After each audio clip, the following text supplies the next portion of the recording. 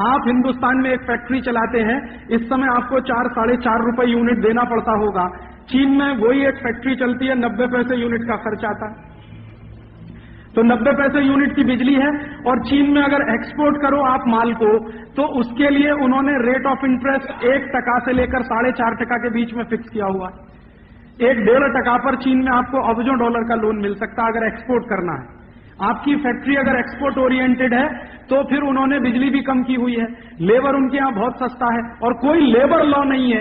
आज कान पकड़ के 10 लोगों को निकाल दीजिए, कल 100 लोगों को निकाल दीजिए, कोई अफसोस नहीं है, कोई कोर्ट में नहीं जा सकता, कुछ नहीं है वहां पर।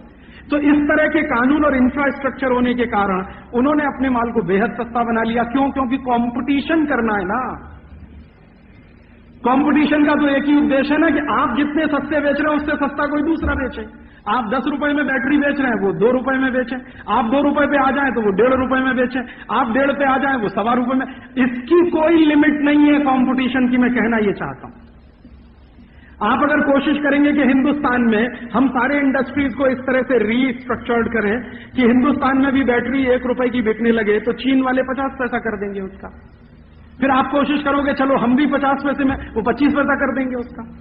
फिर आप 25 पे आओगे, वो कहेंगे 5 पैसे में ले लो। फिर आप कहोगे हम 5 में देंगे, वो कहेंगे मुफ्त में ले लो। फिर कोई दिन कहेंगे कि मुफ्त में क्यों, हमारी बैटरी लो, ऊपर से 5 रुपया और ले लो।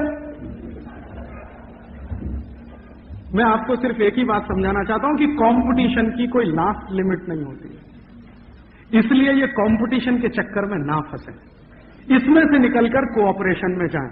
तो कोऑपरेशन में जाएंगे तो क्या होगा कि भाई मेरे देश में बनता है, मेरा कोई पड़ोसी माल बनाता है, कोई उसका उत्पादन करता है, उसको रोजगार मिलता है, मैं वही माल लूंगा जिससे मेरे पड़ोसी को रोजगार मिलता है, मैं वही सामान खरीदूंगा जिससे मेरे पड़ोसी को व्यापार मिलता है। अगर हम उसको रोजगार दे सकें, व्यापार दे सकें, इसके लिए कोई कोऑपरेशन की नीति पूरी दुनिया में, पूरे देश में चलाएं, तो इसमें से हिंदुस्तान निकल आएगा, जहां फंस गया है पूरा का पूरा देश। और ये जो मैं आपके सामने पेश कर रहा हूं, ये पिछले 10 वर्षों से बहुत ज्यादा सोचने के बाद मुझे समझ में आया कि हम कंपटीशन में फंस गए। कोऑपरेशन वाले लोग कंपटीशन में फंसेंगे तो ना तो वो कंपटीशन कर पाएंगे ना कोऑपरेशन कर पाएंगे। और कंपटीशन वालों के सामने अगर आप खड़े हो जाएंगे तो उनकी कोई लिमिट नहीं है, ना चीन की कोई लिमिट है, ना यूरोप के लोगों की कोई लिमिट है। आप उस लिमिट को कभी क्रॉस नहीं कर पाएंगे। तो वापस लौटें और अपनी कोऑपरेशन की दुनिया में चलें। और कोऑपरेशन की दुनिया क्या, फिर रिपीट कर रहा हूं अंतिम बात, कि अगर आपके गांव में कुछ माल बनता है उसको पहले खरीदें, कोऑपरेशन ये है। आपके गांव में नहीं बनता, बाजू के किसी गांव में बनता है, उसको खरीदें, वो कोऑपरेशन। आपके 2 गांव के बाजू में नहीं बनता, किसी जिले में बनता है, उसको खरीदें, वो कोऑपरेशन है। और जिले में भी नहीं बनता, मेरे किसी प्रदेश में बनता है, उसको खरीदें, वो कोऑपरेशन है। प्रदेश में भी नहीं बनता, भारत के किसी दूसरे प्रदेश में बनता है, उसको खरीदें, वो कोऑपरेशन है। तो ये कोऑपरेशन की भावना अगर हम समझ पाए तो मैं मानता हूं कि भारत की पूरी व्यवस्था को बदलने के लिए ये एक बात काफी है। और कोऑपरेशन की दुनिया में हम अगर वापस लौट आए तो हिंदुस्तान की ये गरीबी, भुखमरी, बेकारी सब हम दूर कर सकते हैं।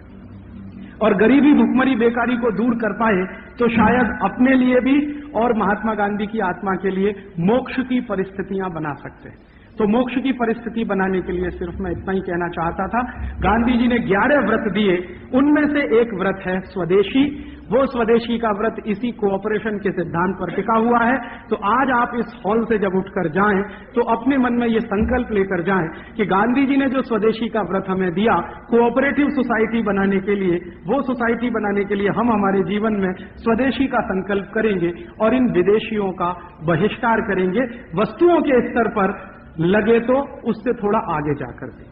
अब वस्तुओं के स्तर पर जब आप बहिष्कार करने का संकल्प कर लेंगे तो अपने जीवन में ऐसा कुछ करिए कि गलती से भी कोई चाइनीज प्रोडक्ट मत खरीदिए, उसकी जगह कोई भारतीय वस्तु ही खरीदिए। कोई कहेगा कि राजीव भाई वो तो सस्ता है, हमारा महंगा है, तो कोऑपरेशन की भावना से खरीदिए, ना कि कंपटीशन की भावना से।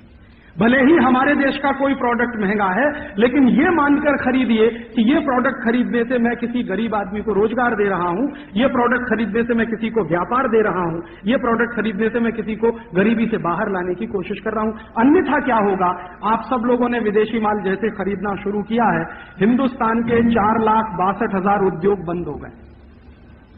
ऑयल इंडस्ट्री पूरी कॉलेप्स हो चुकी है इस देश में। मैं घूम रहा हूं पूरे देश में। थोड़े दिन पहले मैं सौराष्ट्र गया था। सौराष्ट्र में 700 ऑयल मिलें बंद पड़ी हैं। जहां शींग तेल निकलता था, नारियल का तेल निकलता था, वो सब इंडस्ट्रीज बंद है, क्योंकि विदेशी पाम तेल बिक रहा है। और पाम तेल क्यों बिक रहा है? क्योंकि कंपटीशन में है। कंपटीशन में क्या है? 20 रुपए लीटर का है। हमारा जो मूंगफली का तेल है, शींग तेल है, वो नहीं बिक रहा है, क्योंकि वो 40 रुपए लीटर का। तो कंपटीशन में चल के पाम तेल हम खरीद रहे हैं, शींग तेल नहीं बिक रहा है। सब इंडस्ट्रीज बंद हो रही है। और सिर्फ ऑयल इंडस्ट्रीज ही बंद नहीं हो रही है, टेक्सटाइल इंडस्ट्री भी बंद हो रही है। कोरिया से कपड़ा आ गया, ताइवान से आ गया, सिंगापुर से आ गया, हांगकांग से आ गया, और वो कपड़ा 6-7 रुपए मीटर में मूल्य जेठा मार्केट में भरा पड़ा। स्विस कॉटन के नाम पर 7-7.5 रुपए मीटर का कपड़ा। हमारी सब टेक्सटाइल मिलें बंद होती जा रही। पूरे देश में टोटल टेक्सटाइल मिलें 700 हैं, उनमें से 350 इस समय बंद पड़ी।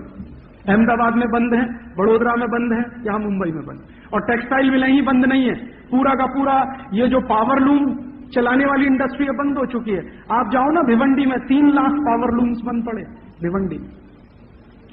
इसी तरह से विदेशी सीमेंट आ रहा, विदेशी आयरन आ रहा है, लोहा आ रहा है, विदेशी दवाएं आ रही हैं, विदेशी जूते आ रहे हैं, कॉस्मेटिक्स के सामान आ रहे हैं। अभी तो सरकार 1 अप्रैल से इस कंपटीशन को और बढ़ाने जा रही है। 1 अप्रैल सन 2001 के बाद सरकार कह रही है कि बाहर से आने वाली कोई वस्तु पर कस्टम ड्यूटी नहीं होगी, 0 कस्टम ड्यूटी। और बाहर से आने वाली कोई भी वस्तु पर क्वांटिटेटिव रिस्ट्रिक्शंस भी नहीं होंगे।